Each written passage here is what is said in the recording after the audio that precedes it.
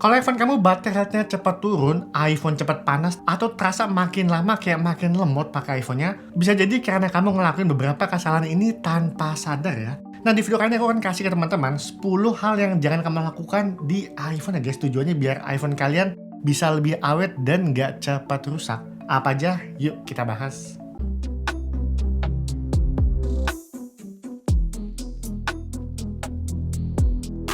Yang pertama, jangan sering pakai iPhone sampai 0%. Baterai iPhone itu menggunakan lithium baterai, dan jenis baterai ini sebenarnya itu nggak suka kalau terlalu sering sampai habis total guys. Ngecharge di 1%, ngecharge di 2%, atau bahkan sampai lowbat. Kalau kamu sering pakai iPhone sampai 0%, ini siklus baterai itu akan lebih cepat habis lagi guys. Dan baterai health akan lebih cepat turun. Jadi idealnya ngecharge iPhone tuh ya kalau udah di bawah 20% ya guys. Itu sekitaran 20% teman-teman udah bisa ngecharge aja.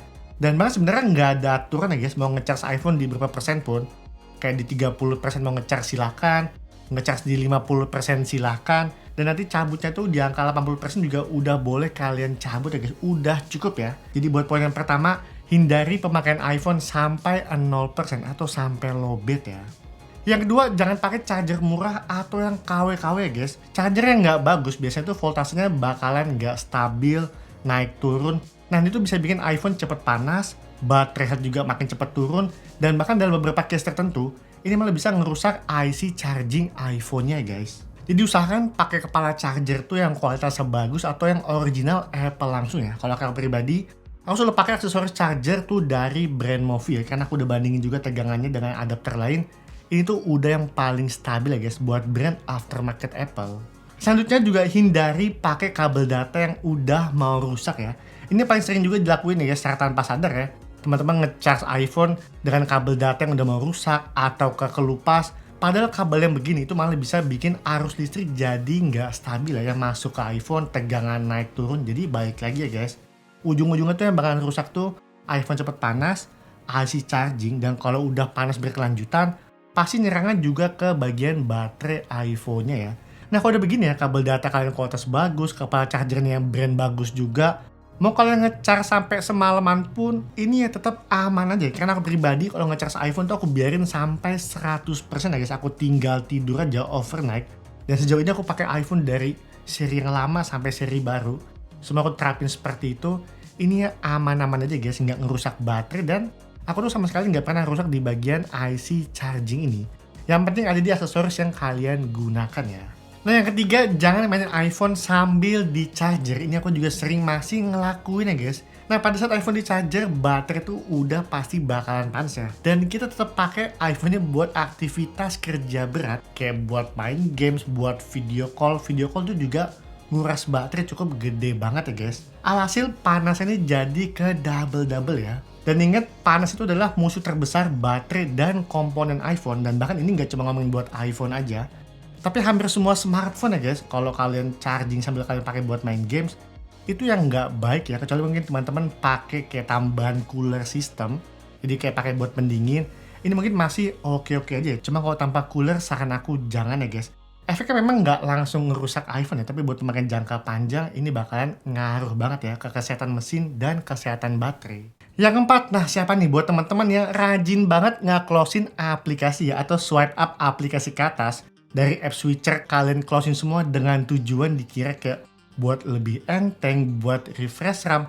Padahal ini salah besar guys. iOS itu udah pinter banget ya buat manajemen RAM-nya. Kalau kamu tutup paksa dan buka kembali aplikasinya, mesin iPhone tuh malah kerja lebih keras ya. Dan ini makan baterai lebih besar pada saat loading di awal. Jadi ya biarin aja aplikasi itu running in background ya di multi apps-nya. Ini tuh nggak bakal bikin lemot ya guys. Dan saran aku, kalau teman-teman ingin bersihin semua aplikasinya, kalian ingin swipe up, itu kalau teman-teman udah nggak mau pakai lagi ya. Sebagai contoh, kalian ingin tidur, ingin istirahat, tidur malam, ini baru ya teman-teman close semua aplikasinya, ini ya oke aja ya. Jadi jangan dikit-dikit kalian close, buka lagi, ini tuh malah bikin beban RAM dan baterai makin boros ya guys. Yang kelima, jangan biarkan storage iPhone hampir penuh. Jadi banyak orang nggak sadar pakai iPhone tuh storage-nya udah mau penuh ya guys. Dan kalau storage udah mau penuh, ini pasti ya, iPhone tuh bakalan jadi kayak cepet panas, performance bisa turun, dan seringkali aplikasi tuh juga ikut malah nge-crash ya.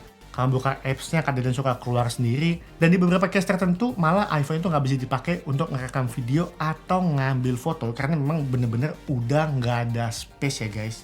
Nah, ngomongin buat idealnya itu 10-20 GB udah cukup banget ya guys biar iPhone tetap berjalan dengan cepat dan lancar. Yang keenam, ngomongin untuk restart iPhone. Aku tahu ya, banyak teman-teman tuh nggak peduli dengan restart iPhone karena juga ngapain ya kita kayak restart iPhone. Tapi sebenarnya itu penting banget ya guys.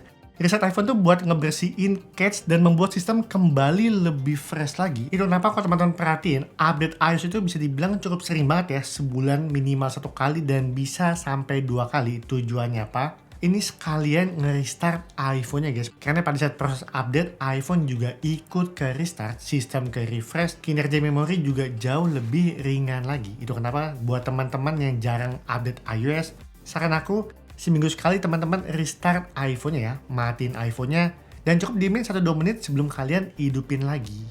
Selanjutnya penggunaan case iPhone. Kalau bahan case iPhone terlalu tebal dan gak ada sirkulasi udaranya, ini malah bikin cat di iPhone malah ngelotok atau nimbulin korosi ya guys.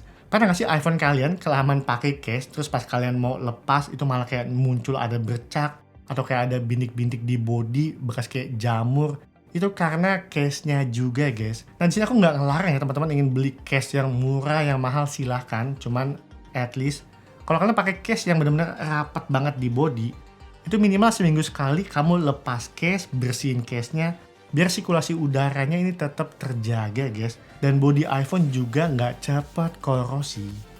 Yang ke-9, taruh iPhone di dashboard mobil. Nah ini juga saran aku jangan kalian lakuin ya guys. Naruh iPhone di bawah sinar matahari langsung, apalagi ditinggal di dashboard mobil yang suhunya panas, itu malah bisa nyerang ke layar OLED iPhone teman-teman ya.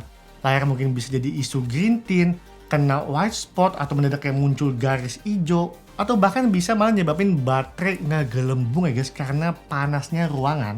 Jadi saran aku hindari naruh iPhone di dashboard mobil ya.